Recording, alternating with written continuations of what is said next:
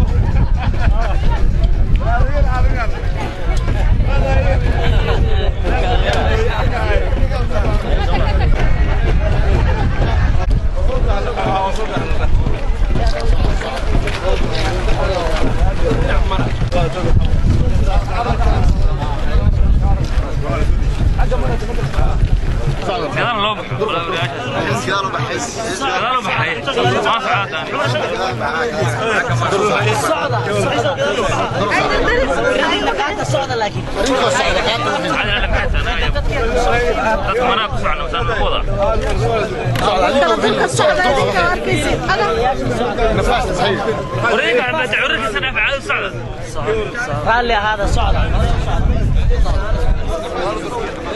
هذا مخبوبة وين شوت كده حيس ما صار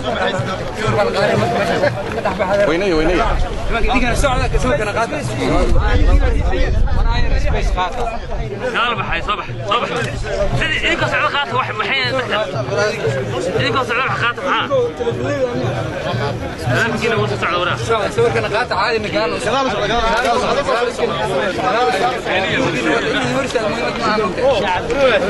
أو شو ساعتين أنا وصلنا حيس بس ها سعود وكان هذا في عبد حيس لا أسبوع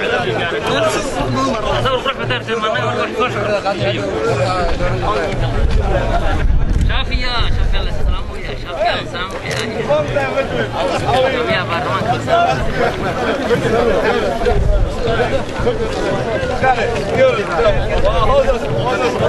هي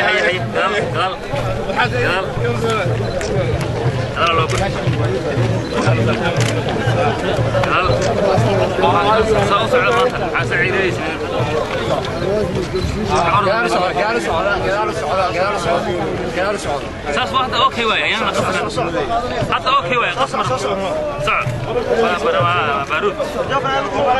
ما هو سعد الحاء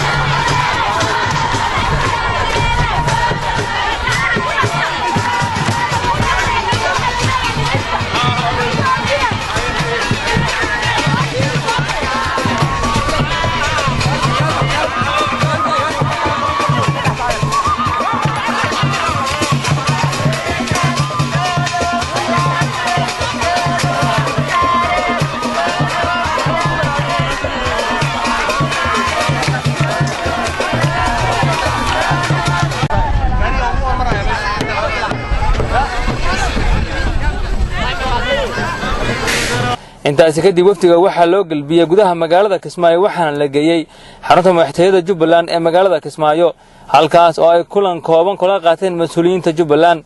kulanka kadib waxaa saxaafadda la hadlay madaxweynaha Jubbaland Axmed Maxamed Islaam waxaana soo dhaweeyay wafdiga ka socda dowladda Soomaaliya ee maanta soo gaaray magaalada Kismaayo ra'iisul wasaare horta adii wafdiga soo dhawaad waxaan u maleynayaa wasaaruhu raggii wuxuu ahaa furitaankii iyo dhismihii iyo aasaaska Jubbaland lafdhabarta uu ahaa ragga la socdana waxaan inta badan wasiirada horey u yimaadeen qaar badan horaan soo aragnay war soo dhawaada aad baan idin soo dhaweynaynaa adiga iyo waftiga kula socda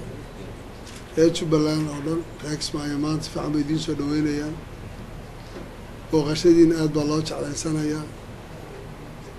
waxaan isleeyahay kadib soo dhaweynta dee wixii wada hadala iyo waxaad u timaadeen insha Allah waan laga wada hadli doonaa laakiin muhiimadeedu waxaa weeye Kismaayo minankiina waa ismarteynina soo dhawaada alfa marra soo dhawaada dadkuna aad bay idin xiiseeyeen idinla sugayeen haddaan kaftan ku darana rag badan oo saxaafadda warkooda ka socda in Kismaayo lagula hadlo aad baa loo jeclaysanaya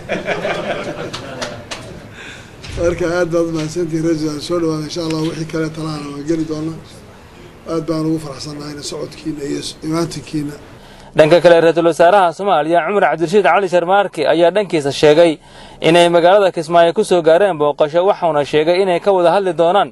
ajendayaal ay qayb ka yihiin sidii looga gudbi lahaa dastuurka ku meel gaarka ee Soomaaliya dowladda goboleedka Jubbaland iyo shacabka reer Jubbaland iyo gaar ahaan shacabka Kismaayo runtii waa uga mahadcelinaya sidii diiranayd ee loo soo dhaweeyay hadda muddan ka maqnaada halka kan waana runtii weelaan aaminsanahay inay gurigii tahay dadka u macnayna waa runtii dad quraalaheena waxaan rajaynayaa insha Allah inaan wada hadal iyo wixii hore iyo wixii kale oo aan dhameysano haddii ay waqtigeeda aan joogno runtii hadda waa waqti hadda aan soo deganay wax badan oo hadda aan sheegno ma hayno laakiin runtii meesha tan waa ku faraxsanahay inaan soo gaarnay waxa weeye dalka kan oo ogtiin waxaan ku soconnaa haddii la yiraahdo